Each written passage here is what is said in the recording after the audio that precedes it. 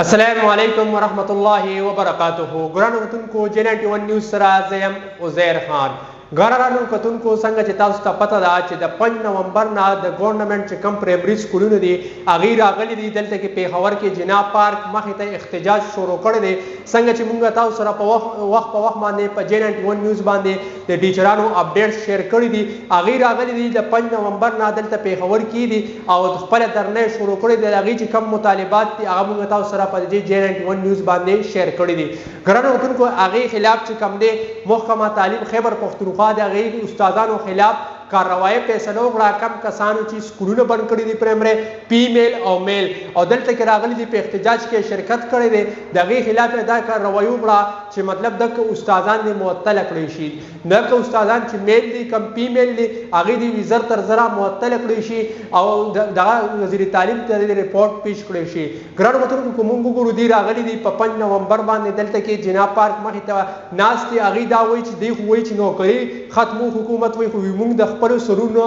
هم تیر یو موږ پرون تلو هغې سره موږ خبرې اترې کړې وې هغې هغه درنۍ له موږ تلو کالج له تلو نو هغې سره چې موږ استادانو سره د استادانو مشرانو سره موږ خبرې وکړې نو هغې موږ ته دا ووایي چې موږ دلته کې دوی د خبره کوي چې نوکرونه تاسو موږ لر کو هغې موږ ته په جواب کې دا ووایي چې د نوکرۍ څه کې موږ د خپلو سرونو نه تیر یو چې زموږ کم حق کېږي استادان وایي چې موږ له حکومت هغه حق راکړي نو هغې لګیا دي خپل احتجاج یې شروع کړی دی هغې وایي موږ به د هغې پورې ناست یو چې د کمې پورې دلته کې مونږ ته نوټیفیکیشن نه جاری کړی شوی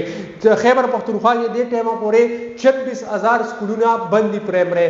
میل او فیمیل 26000 دا ډېر زیات لوی سکول تعداد دی دا که موږ وګورو د ماشومانو مستقبل هم یو بل طرف ته په خطره کې دی ځکه چې نن درېیمه ورځ ده دا سکولونه بند دي ماشومانو مستقبل هم په خطره کې دی دې خوا حکومت هم د استادانو خلاف کاروایی وکړه هغه استادان ټول معطله کړل چې کم دي احتجاج کې شریک شوي دي نو دا د نننو خبرونه د استادانو حواله سره نورم د دې باره کې څه خبرونه راځي اب موږ تاسو سره په J91 نیوز باندې شیر کوو ملاره کې اجازه د الله پامان